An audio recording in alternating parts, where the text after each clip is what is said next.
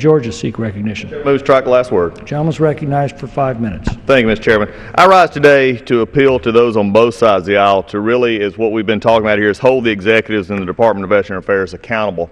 I think what has been interesting and what we've heard a little bit is really a tale of not the two cities, as Dickens would have it, a tale of two opinions. And one opinion is the preponderance of evidence we see in our district offices and our Washington offices of the problems in the VA, and then on the other side is basically yeah, it's bad, but let's still do business the same way. And I think that's where the American people get frustrated. You know, I believe by now everyone is already aware of the lacks of really ethical and moral lapse of judgment in many of these areas, from Atlanta, in South Carolina, others, but also in Phoenix, the Veterans Hospital. You know, the decision there to cook the books that denied care to needy veterans is simply unconscionable. The fact alone that should anger every member of this body, and it certainly angers the 62,000 veterans and family members in the 9th District of Georgia. Sadly, though, the story doesn't end there. One has to question our civil service compensation system. The executive at the VA facility there received a $170th salary plus $9,000 in bonuses. For what? Saving taxpayer money? $9,000 is unbelievable. We awarded an executive who in reality was failing our fellow Americans $9,000. As a member of the United States Air Force Reserve, we instill in our members the universal core value of integrity first.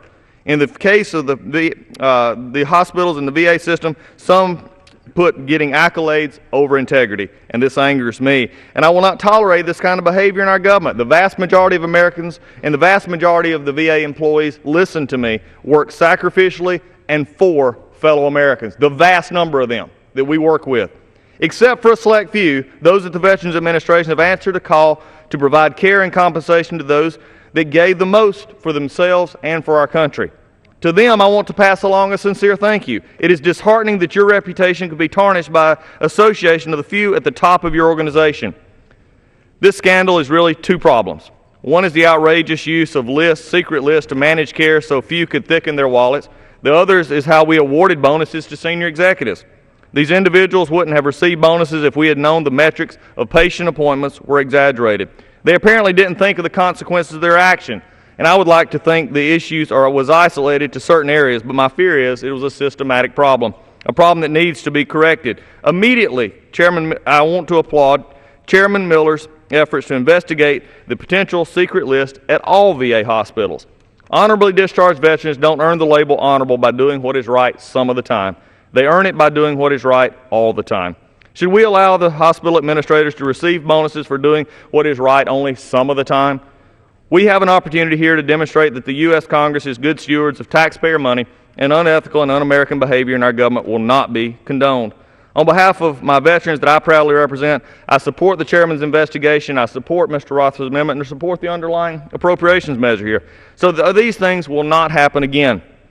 In looking at this, it was stated just a few moments ago on the floor, it was insinuated on this floor that this was a political ploy. I don't think it's a political ploy to do what is right.